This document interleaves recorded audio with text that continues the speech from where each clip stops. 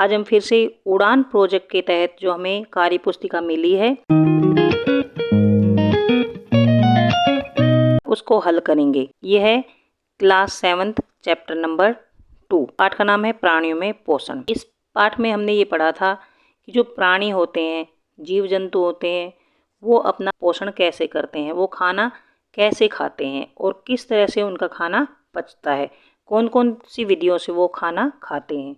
कुछ प्राणी खाने को चबाते हैं, कुछ छीलते हैं, कुछ निगलते हैं या कुछ सोखते हैं या कुछ काट कर खाते हैं। ये बहुत सारी विधियां होती हैं जिनसे प्राणी अपना खाना खाते हैं, जीव जंतु अपना खाना खाते हैं और उनका पोषण होता है। तो इससे रिलेटेड क्वेश्चन इस चैप्टर में हम पढ़ेंगे। वर्कशीट पहली है, अध्यापक छात्र छात्राओं को चित्र कुत्ता, मेंढक, मनुष्य, तितली दिखाकर प्रश्न पूछता है। इन चित्रों को देखकर प्रश्न पूछते हैं। इन जीव जंतुओं के भोजन ग्रहण करने के तरीके लिखो। जो कुत्ता होता है वो अपना भोजन कैसे ग्रहण करता है, तो ये आएगा चबाना और काटना, क्योंकि जो कुत्ते होते हैं वो भोजन को चबाते भी हैं और काट कर भी खाते हैं और फाड़ कर भी खाते हैं। मान लो कोई जीव मर जाता है तो उसको फाड़ कर भी खाते हैं। उसकी जीभ होती है, उससे मेंढक अपना खाना खाता है। तो इसमें आएगा पकड़ना, जीभ से वो एकदम पकड़ता है और निगलता है, निगलना। मनुष्य अपना भोजन चबाता है, दांतों से अपना भोजन चबाता है तथा निगलता है। जैसे कुछ लिक्विड होते हैं जो द्रव होते हैं, पानी, दूध वगैरह, तो इनको निगला जाता है। तितली अपना भोजन कैसे ग्रहण करती है, वो जो पौधे होते हैं उनसे मकरंद चूसती है। तो तितली का जो भोजन ग्रहण करने का तरीका आएगा चूषण। ये है इन जीव जंतुओं के भोजन ग्रहण करने के तरीके। पोषण विधियों की पूर्व समझ की जांच। पोषण की विधियां हमने पहले क्लासेज में पढ़ी थी। सजीव जो होते हैं वो अपना भोजन दो तरीके से ग्रहण करता है। एक तो अपना भोजन खुद बनाते हैं और कुछ जीव जो होते हैं वो दूसरे जीव जंतुओं पर या पेड़ पौधों पर निर्भर रहते हैं। तो दो विधियां होती हैं, एक तो होती है स्वपोषण और एक होती है विषम पोषण। तो यहाँ पर देखिए जीवों में पोषण, एक तो स्वपोषी होते हैं और एक विषम पोषी। तो स्वपोषी वो होते हैं जो अपना खाना खुद बनाते हैं, तो यहाँ हम लिखेंगे स्वपोषण। एक विधि स्वपोषण होगी। अब अपना खाना खुद कौन बनाते हैं, हरे पौधे। हरे पौधे प्रकाश संश्लेषण विधि से अपना खाना बनाते हैं, ये हमने पहले चैप्टर में पढ़ा था। इस विधि को कहते हैं स्वपोषण। जो जीव जंतु दूसरे जीव जंतुओं पर या फिर पेड़ पौधों पर डिपेंड रहते हैं, निर्भर रहते हैं, उस विधि को कहते हैं विषम पोषण। मतलब दूसरे जीव जंतु या पेड़ पौधों को खाते हैं। तो यहाँ पर जंतु आएगा और यहाँ मनुष्य आ जाएगा, क्योंकि मनुष्य भी पेड़ पौधों पर और जीव जंतुओं पर निर्भर रहते हैं। विषम पोषण के भी 3 तरीके हैं। कुछ जीव जंतु मरे हुए जीवों को खाते हैं, कुछ जीव जंतु दूसरे जीव जंतुओं को खाते हैं, पेड़ पौधों पर निर्भर रहते हैं, कुछ दो इकट्ठे रहते हैं। उनमें से एक तो खाना बनाता है और दूसरा उसको रहने के लिए जगह देता है। तो ये पहला आएगा यहाँ पर सहजीवी संबंध। ये होते हैं सहजीवी। सहजीवी वे जीव होते हैं जो दो जीव एक साथ रहते हैं। जैसे लाइकेन, लाइकेन में शैवाल और कवक एक साथ रहते हैं।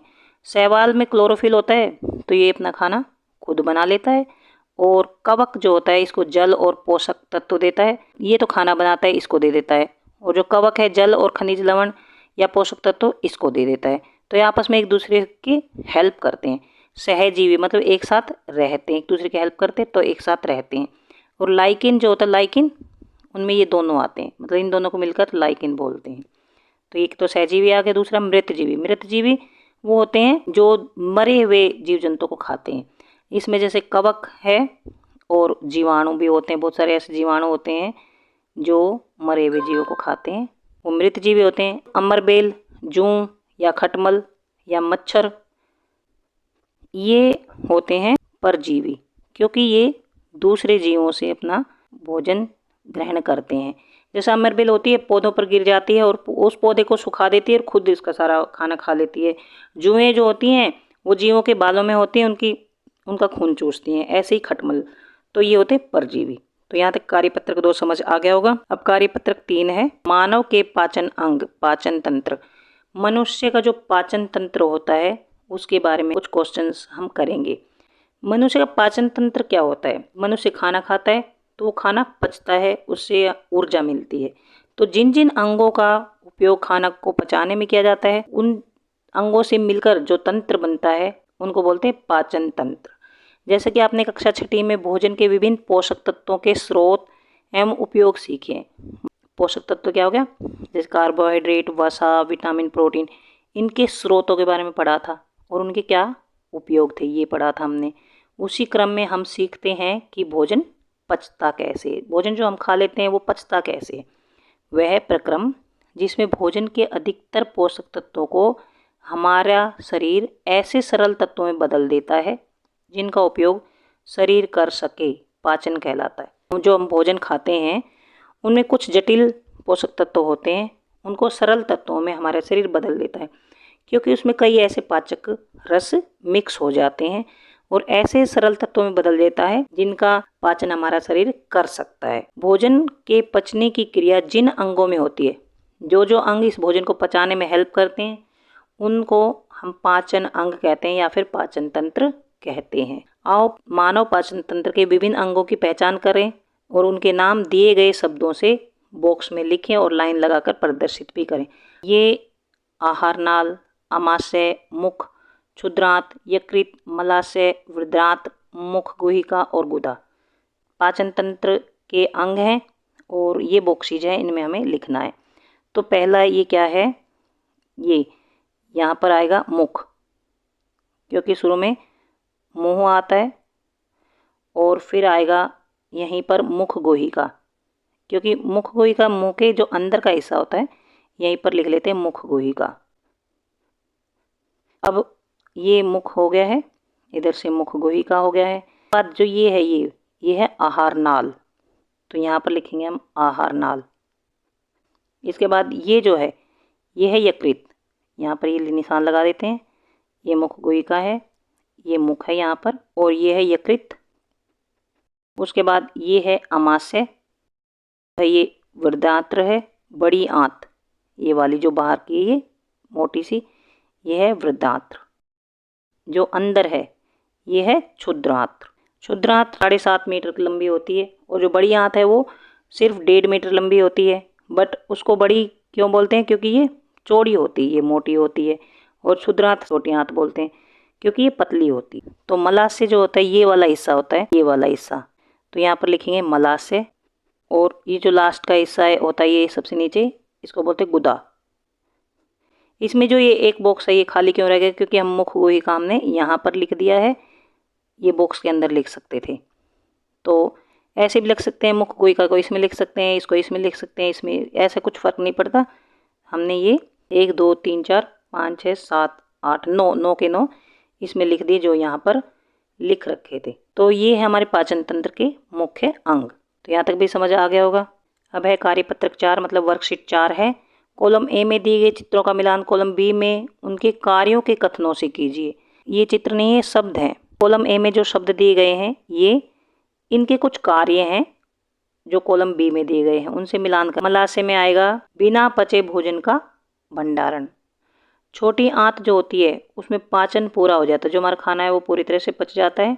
यकृत जो होता है वो पित्त रस का निर्माण करता है। पित्त रस जो होता है वो यकृत से ही बनता है। लाला ग्रंथि, इसमें लाला रस स्रावित होता है लाला ग्रंथि से।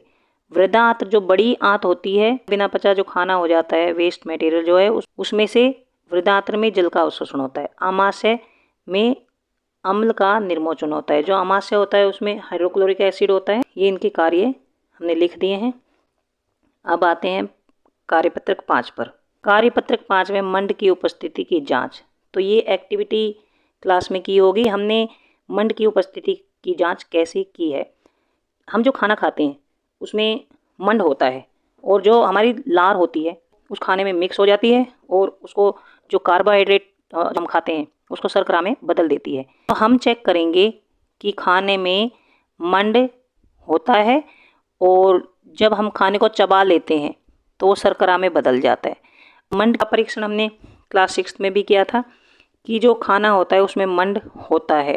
कार्बोहाइड्रेट में हमने आयोडीन डाल दिया था। जब कार्बोहाइड्रेट में आयोडीन मिलाया जाता है तो उसका रंग ब्लैक हो जाता है। तो अब हम इस प्रयोग को पढ़ लेते हैं।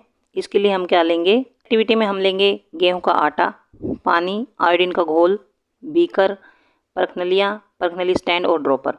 सबसे पहले एक बीकर लेंगे, उसमें हम पानी डाल देंगे, उसमें हम आटा डाल देंगे और जो ये घोल सा बन गया है इसको 10-12 बूंदे इसमें डाल देंगे और इसमें भी डाल देंगे। ये हमारी परखनली ए हो गई। जैसे मान लो ये मान लिया हमने ए और ये मान ली बी। अब दोनों में हमने घोल डाल दिया है। अब हम इसमें आयोडीन सॉल्यूशन होता है उसकी कुछ बूंदे इसमें दोनों में डालेंगे। तो हम देखेंगे दोनों का कलर जो है वो कैसा हो जाता है, काला कलर हो जाता है, ब्लैक कलर हो जाता है, या तो गहरा नीला हो जाता है या फिर काला हो जाता है। अब हम क्या करेंगे, थोड़ी सी लार लेंगे मुंह में से, मतलब थोड़ा रुई ले लेंगे, मुंह में रख लेंगे, इस टाइप से रखेंगे कि रुई पर लार लग जाए।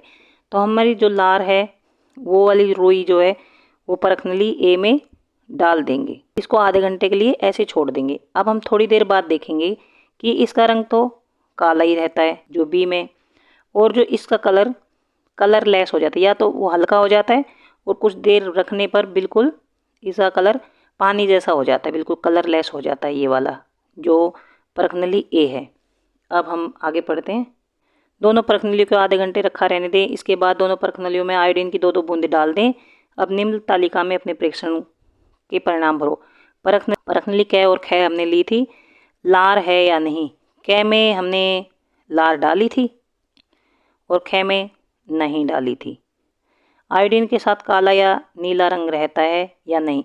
तो जो लार डाली थी तो इसमें काला रंग गायब हो जाता है, इसमें नहीं आएगा, नहीं रहता, और इसमें रहता है दूसरी वाली परखनली में। हाँ, तो हमने यहाँ से क्या सिद्ध किया है, मंड में अगर लार मिक्स हो जाती है वो जो मंड होता है उसको शर्करा में बदल देती है, और शर्करा जो होती है वो आयोडीन के साथ कोई भी कलर नहीं देती है, मतलब वो कलरलेस हो जाता है। शर्करा प्लस आयोडीन सॉल्यूशन रंगहीन हो जाता है।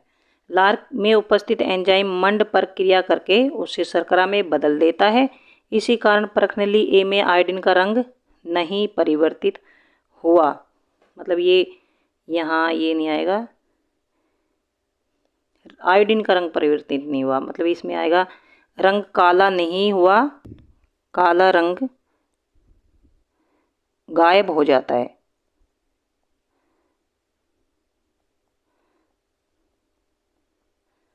और इस क्रियाकलाप का वीडियो आप देख सकते हैं आई बटन में, उसका लिंक डिस्क्रिप्शन बॉक्स में भी दिया हुआ है, वहाँ से भी आप इस एक्टिविटी को देख सकते हैं। आपको अच्छी तरह से समझ में आ जाएगा।